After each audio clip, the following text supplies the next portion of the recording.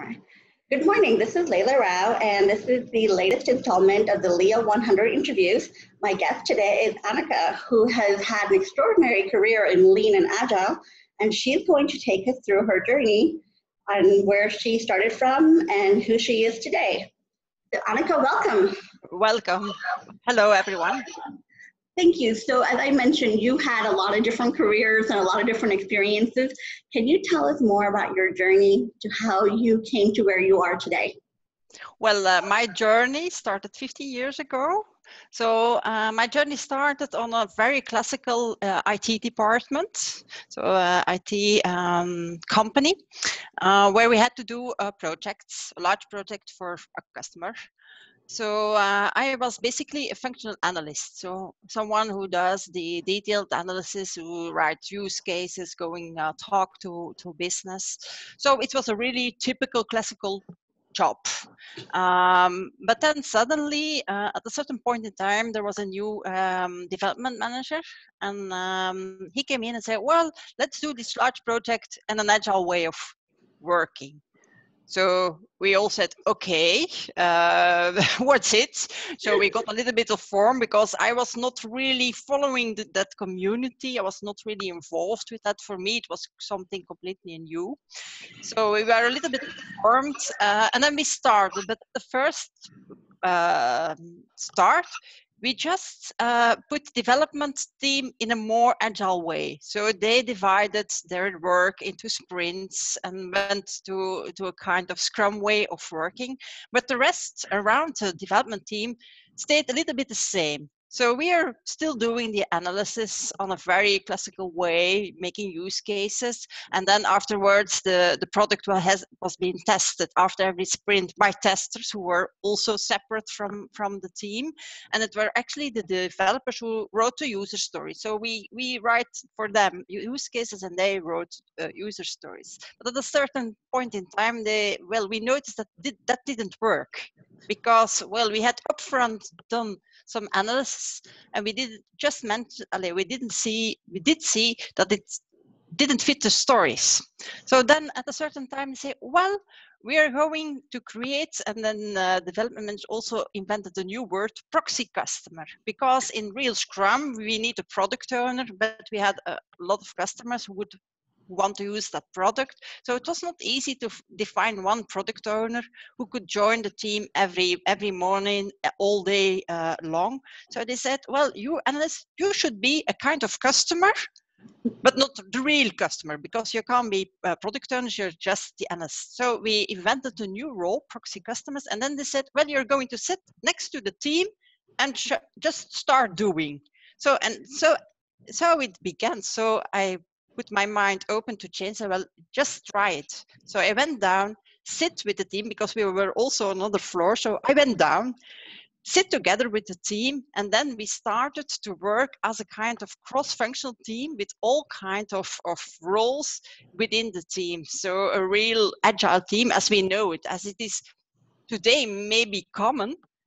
But at that point in time, it was really something new. So what are you doing every 40 days? Everyone is sitting together, building one team, working on one feature all together. So all the different profiles. But for me, it was really, I liked it because it was a challenge. And what I liked a lot was working with the user story. For me, it was a huge change from splitting up use cases into user story, really small pieces of things you could develop. But then after every 40 days, we could see the result. We could demo the result to our customers. We could talk with our customers on the result, having again feedback on what that brought for them and continue from that. So for me, it was really exciting to do that. Of course, it was not easy, because if I would 15 years, it seems like, oh, we just did it in one sprint, it was all okay. So it took us several years to come to that result that at this moment in time, for all the new projects we are doing, it's just common. We just create a team, a cross-functional team with what we call a customer proxy, who at our side does also some testing work, but you can have a separate tester in your team as well. A development, all members, all roles we need are in one cross-functional team doing the project. And for 50 years after where we start, it just common practice in the company where I live. So for me, it was very, very exciting to be able to see that change, and that nowadays it's like some common thing. We sometimes see that we have to teach or guide other companies to do so, and they question a lot also their different roles and sometimes the hierarchy. But if you can step away a little bit of that and really put in the value what brings the most value to everyone, the business value, having feedback, really creating something that would help someone.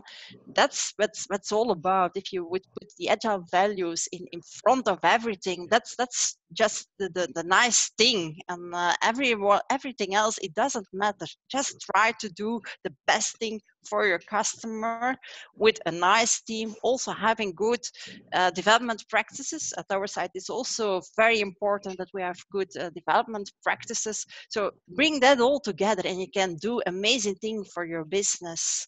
So it started as a kind of IT thing, but of course you grow. At first time I was really from an IT department, being a functional analyst in an IT department.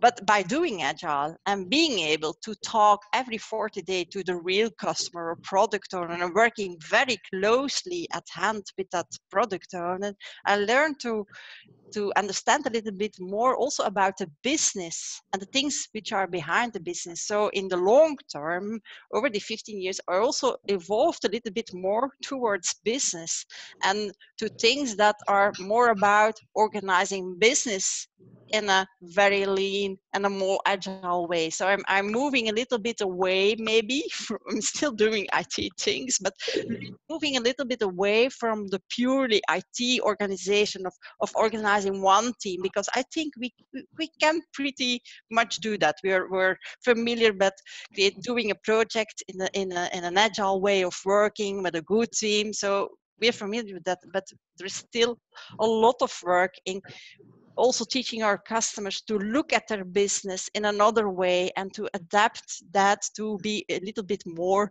agile also in their business and in their processes and everything. So I moved a little bit towards business nowadays. So that gives a kind of summary of my of my career.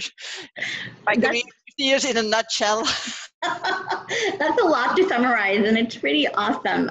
Something I wanted to pick up on is you started off as a BA who started doing traditional analysis, and then what you call classical, and then Agile happened. I had a similar trajectory, and for me, it was eye-opening to see working software come back in weeks, to see the reality of what I was supposed to be designing. And it sounds like you had a similar experience. Yes, it's a very similar experience. For me, it was also because if you're doing just analysis on paper, everything works. Everything works fine on paper. So then you should realize the things you're thinking of. So for me, that was a challenge. And then you can see every 40 days that actually it's a good idea and you can continue. But also for me, it's giving much value that you can see that sometimes your idea doesn't work and you can come back. And that's also about being agile, so that you can adapt and see that thing you thought would be interesting for a certain customer or things you should develop in a certain way, that maybe it's not giving that value to the customer and you should rethink your plan. And by doing that on a very short notice, those little sprints and things, you can easily adapt and you have always the feedback loop.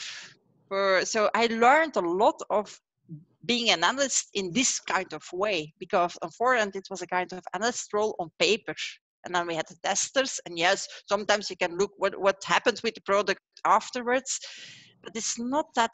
Also the connection with the real business, I really like doing the sprint meetings or sprint design walkthroughs, etc. So the demos, because there you have the connection with the real customer. So the close link, for me, a customer can ring me every time a day. he can always interrupt me and ask me things, because that's what I'm working for. It's not my business. I'm working for people to help make them their business and create business value. So I'm going to assume, as a Dutch woman, you speak more than one language, because I have never known any Dutch person who's only spoken one language. excuse me? I'm sorry. I think you speak more than one language, right? Yes, indeed. Okay. So is there a comparison between your role as an analyst, working with business and IT, and learning different languages? Because I have found that I work almost as a translator, understanding the business language and then translating that to IT. Have you found something similar? Yes, but I'm also convinced that if you bring your team enough with your business together, and if you then really talk with your team, or allow your team to have a real connection also with the business itself, they can already bridge the gap a little bit themselves. But indeed, we're still a little bit of translator, and often my business tells to me, well, you're talking like a developer, we don't understand you. So even for me, because I came out of an IT traditional background, so sometimes I use words, I use terminology that even my business doesn't understand. So sometimes they make me awake and like, you're talking like Chinese for us. So please help, we don't understand you. For things for me, language or words I use are very common, and my developers team, the teams I work with, they do understand, but the business does not understand. For me, it's always being aware and speaking a language that both speak, the team and the business, and make them communicate, because even that is even how would I call it, even something which give even more value if team and business speaks the same language. But it's true that often we are a little bit the kind of facilitator between the two parties, to facilitate the communication between the both parties. But I But really it brings a lot of value that also the team can go out and maybe do a kind of observation with the business itself. Go to the floors where business is doing their things. Make team knowing what the business is doing and not just producing nice code or doing a nice project. I really like what you're saying about the fact that our job is to do something to help our customers. And the more that developers and team members can see the reality of customers and their work, the better it is for everybody. Mm-hmm. Yes. It sounds like you do place a lot of value on collaboration and facilitation. Does that come naturally to you? Is that something you had to learn? I think from myself as a person, I've always have been someone who wants to collaborate. So I think I can easily make contact with people, connect with people. So for me, collaboration, if sometimes people ask me what was the success of doing Agile 15 years ago, for me it was collaboration. Work together with developers, talk to developers, try to understand how they think and how we should prepare our user stories in order to be able for them to do their job properly. So for me, that was one of the major success factors of being agile. Collaborate with your business, collaborate with your team, sit together, speak to one another, communicate. Also with other parts, because if you do a large project, you also have other partners or other people or third parties who need to collaborate. So try to connect and speak to one another. And if there is a disagreement, try to solve the disagreement by talking to people, by giving your point of view, let them say their point of view, and come in between to a shared understanding, a shared agreement. Also in many of the things we do, in the processes, in the tools we use, like for example an impact map or story mapping, the most interesting part, the results, the backlog, of course, that's also fine. It's also deliverable. But for me, the most important deliverable of those tools is the collaboration, because in those kind of exercises, you often bring people of different business units together. They have a project they want to start.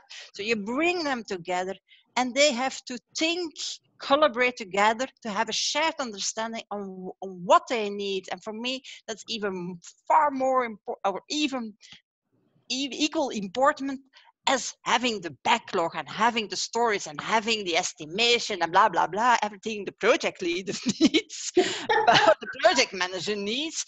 But for me, it's having the same shared understanding, collaborate with people, communicate, and going into the same direction. That's for me very important. And I really, in the things I do, I really give emphasis on that. So the rest is process, it's tools which will help you, but the real thing is the collaboration, the communication, have a shared vision, shared understanding, understand each other, and go for the same goal. So the conversation matters as much as the captured outcome. Yes. Totally agree. Yes. And based on what you were saying about working in complex projects often requires more than just one team and one business. The whole enterprise is involved at some level. It sounds like you have a lean background. Can you explain more about how lean ties into what you're doing now? Not enough. So it's true that I came from an IT background. We just start working Agile, but if you move more forwards and you see the whole process, also the IT process, the business process, it makes you think, because even at our customers, in many organizations, there is kind of waste in doing things, in the processes, in the things you need to do. So that made me think like this could be done in a different way. So I also try to make customers, for example, if they have a project, first of all, let's think, why would we do that project? And if we have an idea of, okay, we want to do that project, or if it's just something like an innovation, but they don't have a clue whether or not it will go somewhere, try to not to do the full thing, but just try to do a little step, a baby step, a try out, see where it lands, where it goes. And from that point on, go further, so that you don't spend a lot of waste in doing high level analysis and capturing everything and do detailed estimation, etc. No, keep it simple. Just start with the little things, see whether it goes, and then from that point of view, continue. And always keep in mind the things you want to realize, but the things that give you business value, that are valuable to your organization or to your business, put that in at first place. So for me, that's very important. I hope I can inspire people in that way. That's also the direction I want to go a little bit more to, but for currently, it's not yet enough. So for me, at this point in my career, this is a point where I would like to be able to go a little bit further, because I see often in organizations and also at customers, we're doing Agile, but it's like Agile in the cocoon of IT. Yeah. So not Agile in the full company, enterprise-wide. So if you're doing it on an IT project, it's fine. It's like, okay, you can do it and you have to practice, and but when you want to expand it a little bit more in over the whole business, the whole enterprise, it's like you have a little bit more resilience, and people are not always open to go in that direction, I think. So that's for me, my point of career. I want to go further in that direction, but time being, it's sometimes hard to go in that direction. It is. I come from lean, so I love what you said about just in time, just enough, and really understanding why things are the way they are. You know, a lot of times it's easy to come in and say, oh, let's change everything. Mm-hmm. But lean really does teach you to stop and think about, why do people do this the way they do? Mm-hmm. How can I understand the intent and then take small steps to try to change? Well, for me, it's especially useful to take small steps. So not change everything one at a time, just step, and then go further and learn from that and go further. Also learn from the things you do. That's for me also important. Try to learn, to understand, and go from that point further. That sounds like a really good piece of advice for everybody. Take small steps, make sure you learn from those small steps. Mm-hmm. Has there been a time when you've applied that kind of lesson for your own career or somewhere else in your life?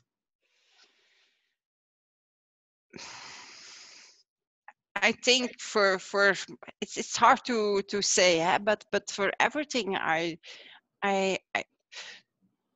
often have the kind of self-reflection. So I want to think what I'm doing currently, what do I want to do next. So also for me, it's kind of a self-feedback loop and thinking what went good, what I did, what did I like, what didn't I like in at this point of time, and trying to avoid things I didn't like, because sometimes in your career you're asked to do some certain things and then you say, oh, I will do it, but then if I realize I don't like to do that, I just try to be able to not to do that anymore. So when you come from, for example, as for me, from a traditional IT background, you're becoming analyst, and then, for example, the typical thing they're asking or they're saying, oh, project lead, project manager, program manager, but these are things I'm not happy about doing those things. So I have the same self-reflection and say, no, I don't like it. It's not something for me. So I don't want to do that. So I go different way, and choosing that different path also in the careers in traditional IT companies is sometimes hard, because then they don't have any little square to put you in, because you're not an analyst anymore. So what are you? What's your role? So often I have the question of people, what's your role? And I think that's not important. You don't have to put me in a little square. It's what I'm trying to do with our businesses, with our customers. That's important. And where you put me in. So yeah, I try to adapt also from that, and avoiding to do things I don't like, and learn and improve on things I think I do like and maybe I'm good in. So I'm good in communicating. I'm good in making our customers' business think. I'm thinking I'm also very critical. So if customers or business comes to me and say, well, we want to do that, I'm often the first one to say, yeah, but did you think about that? Did you think about this and that? So to make them think and reflect, not to be just cynical and critical, but to help them to fine tune their ideas, more or less. It sounds like looking at yourself, understanding your strengths and weaknesses, and then matching that to what the organization needs, Mm-hmm. and then letting go of all the rules and things that can get in the way, it would be your recommendation. Yes. So if just think of yourself, see what makes you happy, and go for that, and learn and improve on the things you're good in, and avoid things you're maybe good in, because they often say to me, well, but you can make a kind of Excel with it from a project leader. Yes, I can do it, but I don't like it, and it doesn't give me energy. So I don't want to spend whole days just doing a kind of calculation that's an Excel files, etc. I don't want to do that, because that doesn't give me energy. For me, it seems like it does not give value to the business, although I understand that we need those roles as well. But for me, it doesn't work. So also to other people, say, if you see that that does not give you energy, just don't do it, and maybe go into a direction that's not predictable within, for example, a company or a strategy. Make your own decisions, go your own way. I love that advice. I think that's something that we can all do no matter where we are in our journey, is optimize where our interests are, what gives us the most energy, and always keep in mind business value and why we're doing this. Mm-hmm. On that incredibly powerful note, thank you so much for your time. I really appreciate this conversation. Thank you. So I hope I can inspire some people in the rest of the community. So I was very glad to share some of my ideas and of my point of views. Thank you.